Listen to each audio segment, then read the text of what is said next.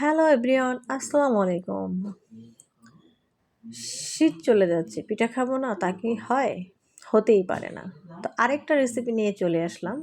আজকে আর রান্নার রেসিপি দেখাবো না, একটা পিঠা তৈরি করে দেখাবো, দুধ চিতই পিঠা। এটা কম বেশ সবাই হয়তো পছন্দ করেন, আমারও খুব বেশি ভালো লাগে। তো শীতের মধ্যে বরাবরই এই পিঠাটা আমি খুব বেশি পছন্দ করি, তো যার কারণে এই পিঠাটা আজকে দেখাবো। তো যাই হোক, আমি 2 কাপ চালের গুঁড়া নিয়ে নিয়েছি, স্বাদ মতো লবণ দিয়ে এটাকে ভালোভাবে নাড়াচাড়া করে একসাথে মিশিয়ে নিচ্ছি।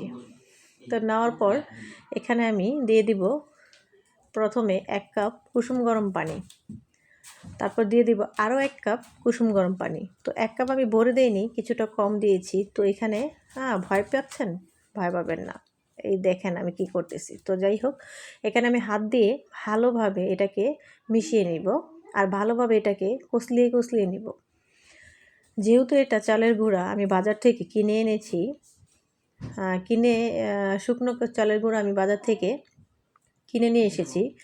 ওই চালের গুঁড়া দিয়েই আমি আজকে পিঠা বানিয়ে দেখাবো। তো যাই হোক, আমার চালের গুঁড়াটা মিশানো হয়ে গেছে। তো যাই হোক, এখানে আবার যে দুধের মধ্যে আমি পিঠাটা ভিজাবো সেটা আমি রেডি করে নিচ্ছি। তো 2 কেজি দুধ আমি এখানে পাতিলে চুলার মধ্যে বসিয়ে জাল করে 1.5 কেজির মতো করে নিয়েছি। আর এই পর্যায়ে এসে আমি গুড় দিয়ে দিচ্ছি 250 গ্রামের চেয়ে তো বেশি, 300 গ্রামের চেয়ে একটু কম।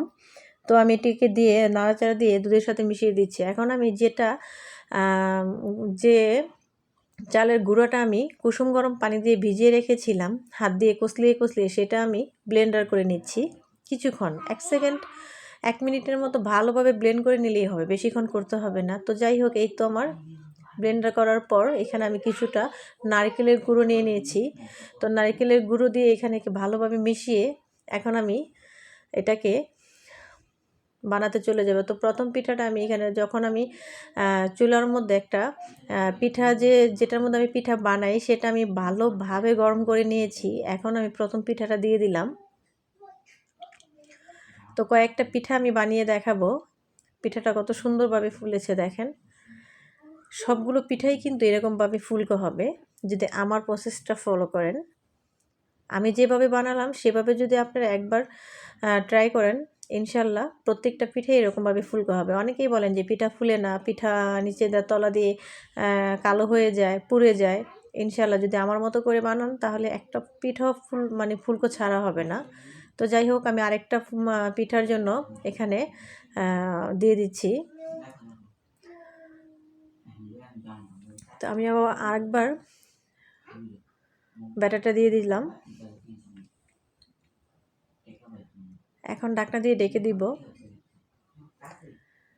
আমার পিঠাটা হতে 3 থেকে 3.5 মিনিটের মতো লেগেছে,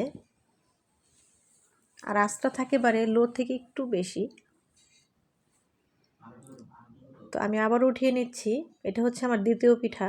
তো যাই হোক, এই দেখেন আমার পিঠাটা কত সুন্দর হয়েছে আর কত ফুলকো হয়েছে, আর দেখতে যতটা সুন্দর আর পিঠাটাও খুব সুন্দরভাবে নরম হয়েছে। তো যাই হোক, এটা আমার দ্বিতীয় পিঠা। আমি আরেকটা পিঠা দেখায় দিব আপনাদেরকে, যে পিঠাগুলো কত সুন্দর ফুলকো হচ্ছে। তো এটা আমার তৃতীয় পিঠা।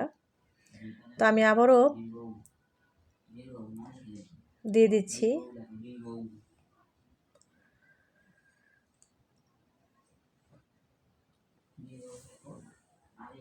আমি আবারও ঢাকনা দিয়ে ঢেকে দিব।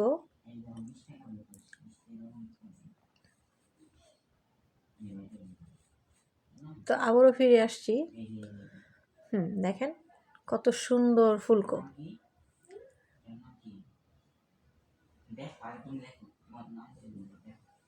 এটাকে আমি উঠিয়ে নিচ্ছি। তো ওখানে আমি পাতিলের মধ্যে দুধ দিয়ে গুড় দিয়ে এটাকে আমি সুন্দরভাবে জাল করে নিচ্ছি, ওটাকে রেডি করে নিয়েছি। এখন আপনারা চেষ্টা করবেন যে গরম পিঠাটা চুলা থেকে উঠিয়ে পাতিলের মধ্যে দিয়ে দিবেন সরাসরি, এটা রেখে দিবেন না, সরাসরি পাতিলে দিয়ে দিবেন। তো এই দেখেন আমার 4টা পিঠা হয়ে গেছে। তো এই 4টা পিঠা আমি আপনাদের দেখানোর জন্য রেখে দিয়েছিলাম, তো যার কারণে আমার পাতিলে দেওয়া হয়নি সরাসরি। তো এই তো আমি এখন ভিজিয়ে দিচ্ছি। এখানে আমি ভিজিয়েছি 5টা পিঠা। তো এই যে দেখেন আমার 2 কাপ চালের গুঁড়া দিয়ে আমার 8টা পিঠা হয়েছে। তো এইখানে এই তো 5টা পিঠা, এখন আরও একটা পিঠা আমি এখানে দিয়ে দিব। 2 কেজি দুধ আমি জাল করে নিয়ে 1.5 কেজি করে নিয়েছি। তো 1.5 কেজি দুধের মধ্যে আমি 6টা পিঠা ভিজিয়ে নিয়েছি। আর 2টো পিঠা আমার বাচ্চা খেয়ে ফেলছে। তো যাই হোক, এই তো আমার 6টা লাস্ট পিঠা। তো এই যে দেখেন নিচে দিয়ে এরকম হয়, আর এই যে দেখেন কত সুন্দর হয়েছে। তো 6টা পিঠাই আমি ভিজিয়ে দিলাম। এই যে দেখেন এটাকে, হ্যাঁ দেখে মনে হচ্ছে দুধটা বেশি হয়ে গেছে, না যখন নাকি ভিজে যাবে, আসলে আমার ছেলে মেয়েরা একটু ওই শিরাটা খেতে বেশি পছন্দ করে, তাই আমি একটু রেখে দিয়েছিলাম। তো যাই হোক, এই তো আমি এটাকে এখন গরম অবস্থায় এটাকে ঢেকে রাখবো। এই তো দেখেন সকালবেলা যখন আমি পিঠাটা একটু খেয়ে দেখছি, এই যে দেখেন কত সুন্দর হয়েছে, আর বেশ ভিজেছে সুন্দরভাবে, নরম হয়েছে, আর খেতে অসম্ভব মজা হয়েছে। তো একবার হলো ট্রাই করবেন। আল্লাহ হাফেজ, টাটা।